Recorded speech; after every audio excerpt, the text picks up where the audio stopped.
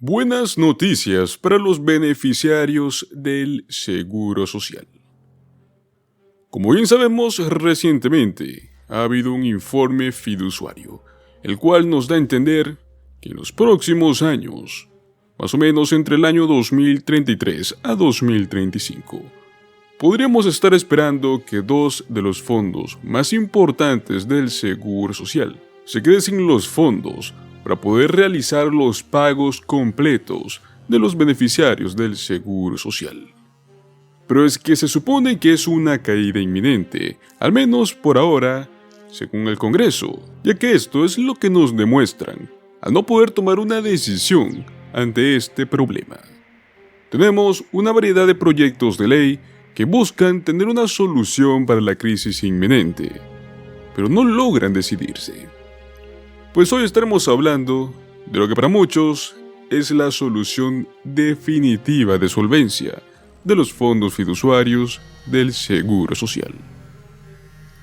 En este momento, la mayoría de los trabajadores pagan impuestos por el 6,2% de sus salarios, pero esto solamente cubre por los primeros $168,600 que ganan. Y es que luego de esto su obligación de seguridad social prácticamente termina. Esto significa que la contribución anual máxima que un trabajador que quiere jubilarse debe de pagar anualmente es de $10,458. Las cifras del Servicio de Impuestos Internos nos sugieren que el 10% de los trabajadores estadounidenses ganan más de $170,000 al año. Esos trabajadores contribuyen menos de su salario que el resto de la población. Pero lo más probable es que reciban también beneficios superiores al promedio. Una solución simple, dividida en dos partes, podría extender la vida del Seguro Social tal y como lo conocemos desde hace muchas décadas. Primero, eliminar el tope de estos $168,600 sobre los salarios sujetos a impuestos. Esto va a ser lo justo para todos. Segundo lugar, aplicar el impuesto sobre la nómina del 6,2% a la remuneración total de los altos ejecutivos altamente remunerados.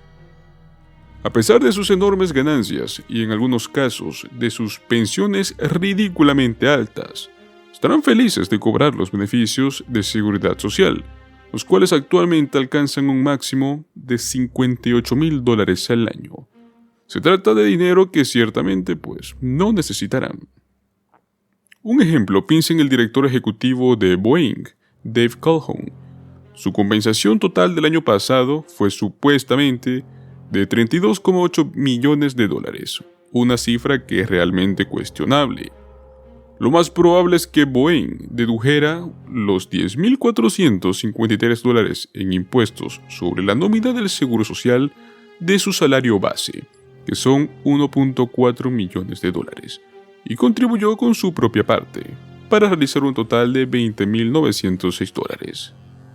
Y es que si hubiera pagado la misma parte de su remuneración total que un empleado promedio, pues le habría costado unos $86,800, un gasto que ciertamente podría haber asumido.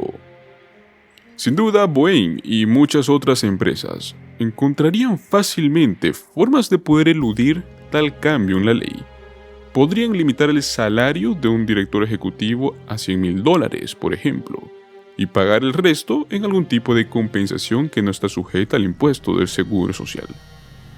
Pero en un segundo cambio fácil de entender, ahorraría a los empleadores todos esos problemas.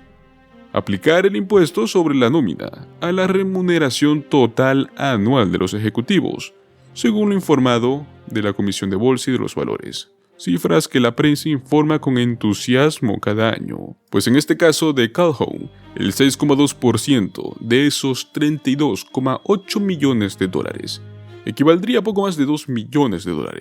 Ciertamente, eso ahí sí lo sentiría, pero como porcentaje de su compensación, el dolor no sería peor que el que sienten los aproximadamente 170,000 empleados de Boeing.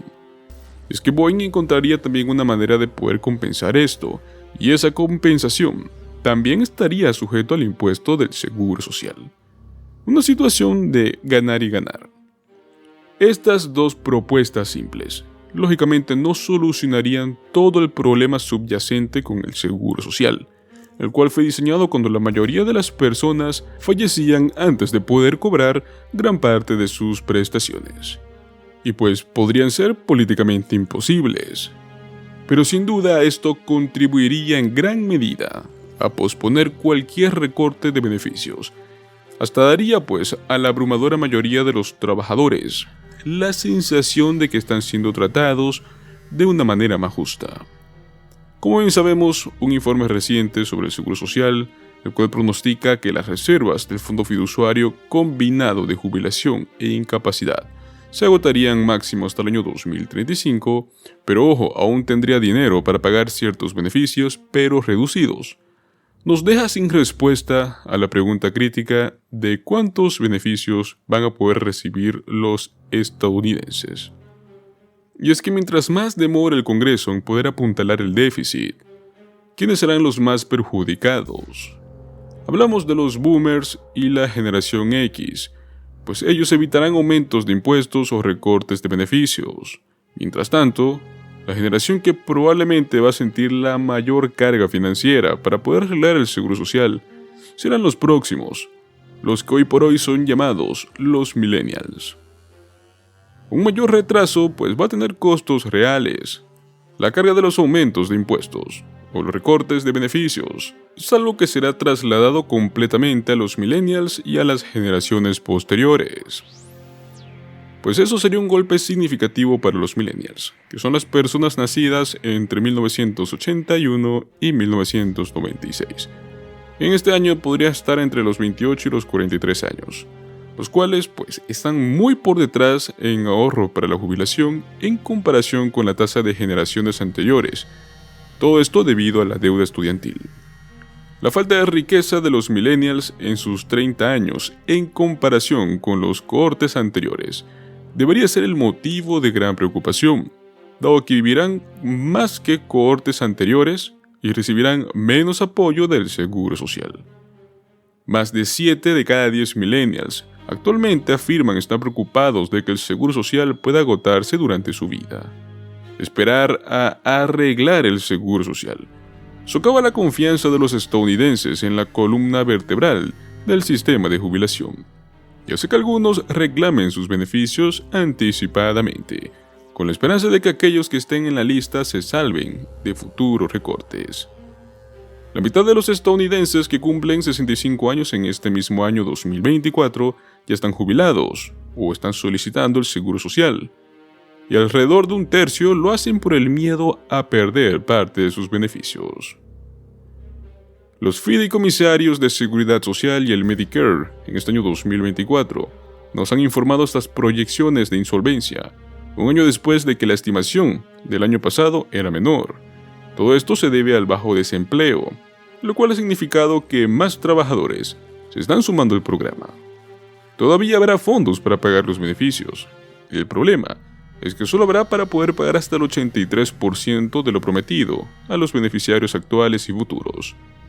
En otras palabras, sin una solución, los beneficiarios podrán ver un recorte de hasta el 17% en sus beneficios. Arreglar el seguro social en sí no es gran cosa.